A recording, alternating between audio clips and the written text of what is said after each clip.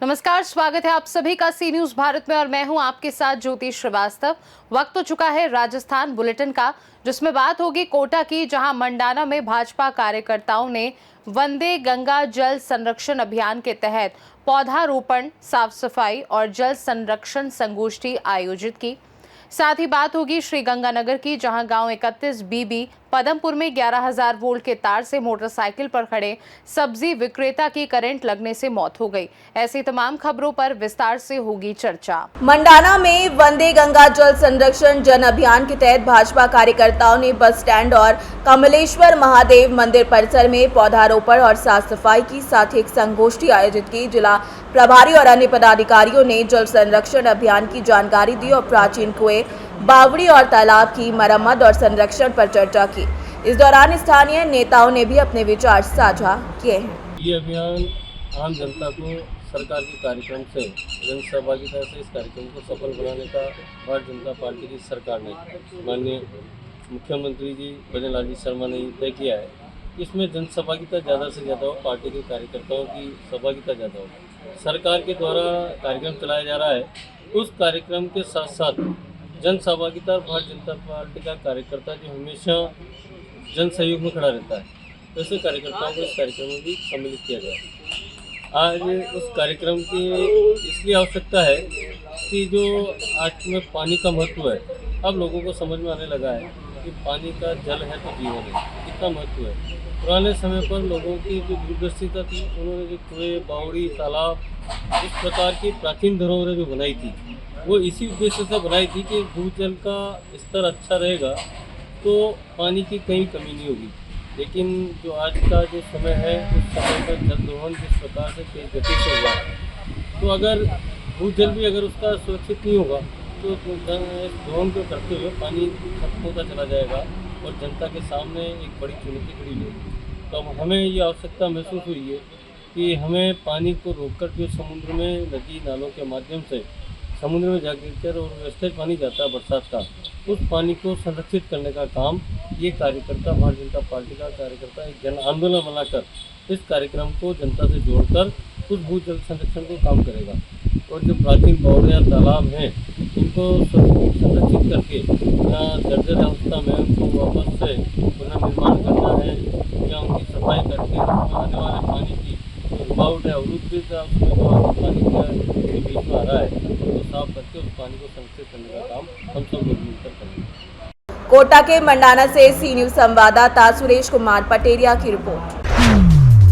खबर कोटा शहर से है, जहां पर गुर्जर आंदोलन के बाद बाधित रेल यातायात को तत्काल प्रभाव से बहाल कर दिया गया, जिसकी जानकारी कोटा के सीनियर डीसीएम सौरभ ने दी है। और किस तरीके से चालू किया गया? नमस्कार। कोटा मंडल में आज दोपहर को 16:33 पे ये जानकारी मिली कि फतेह सिंहपुरा और डुमरिया के बीच में कुछ लोग आकर रेल रोको का प्रयास कर रहे हैं और गाड़ी संख्या 54794 मथुरा सवाई माधोपुर पैसेंजर ट्रेन को वहाँ पे रोक लिया गया है।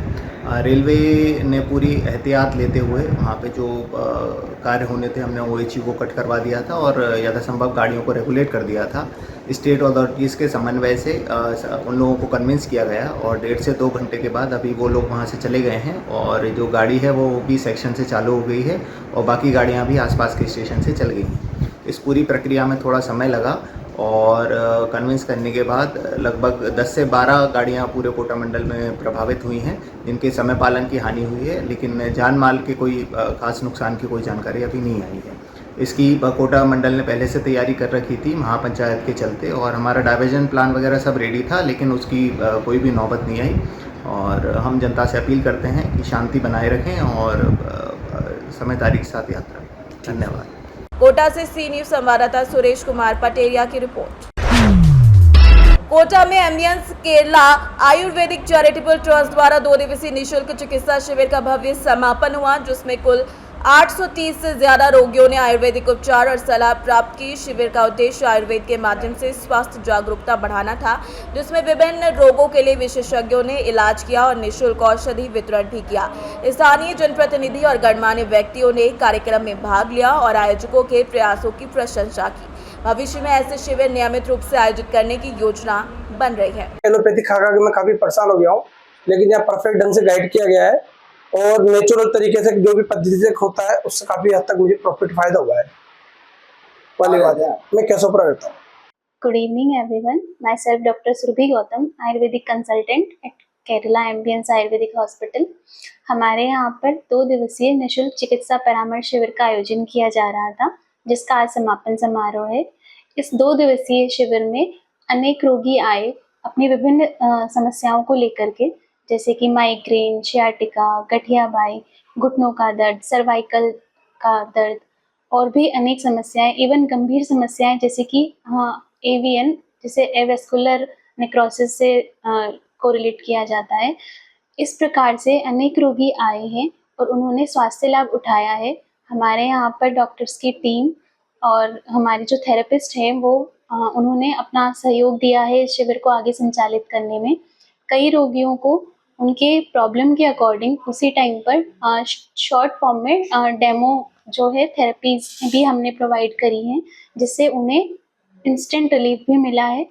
तो और ये केरला चैरिटेबल ट्रस्ट की तरफ से इस प्रकार के शिविर हमेशा से आयोजित होते आए हैं, आगे भी आयोजित होते रहेंगे। तो हमारा आपसे निवेदन है कि आप केरला एम्बियंस आयुर्वेदिक हॉस्पिटल में आएँ और हमें आपका स्वास्थ्य सुधार करने में सेवा का अवसर प्रदान करें। नमस्कार, मैं Deepa, ambience Kerala Ayurvedic charitable trust की अध्यक्ष हूँ। हमारी ट्रस्ट की तरफ से हमने एम्बियंस हॉस्पिटल में 2 दिवसीय निःशुल्क परामर्श चिकित्सा शिविर का आयोजन किया है। इसमें काफ़ी संख्या में मरीज यहाँ आए और कई तरह के बीमारियों से ग्रसित उन्होंने उपचार परामर्श लिया डॉक्टरों से। और जिस टाइप के पेशेंट्स हमारे पास मिले, कई सारे ऐसे क्रिटिकल पेशेंट्स आए जिन्होंने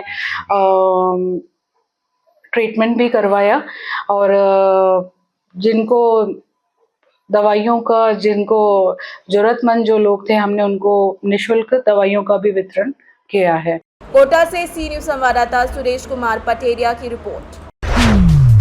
श्रीगंगानगर के गांव 31 बीबी पदमपुर में 11,000 वोल्ट के तार लगे खंभे से चिपकने के कारण एक मोटरसाइकिल पर सवार सब्जी विक्रेता जलकर गंभीर रूप से घायल हो गया और मोटरसाइकिल भी जलकर खाक हो गई। मृतक की पहचान अभी नहीं हो पाई है। पूरी घटना के बाद इलाके में हड़कंप मचा हुआ है। श्रीगंगानगर से सी न्यूज संवाददाता राहुल की रिपोर्ट। फिलहाल के लिए राजस्थान बुलेटिन में बस इतना ही। देश दुनिया की बाकी खबरों को जानने के लिए आप देखते रहिए सी न्यूज भारत।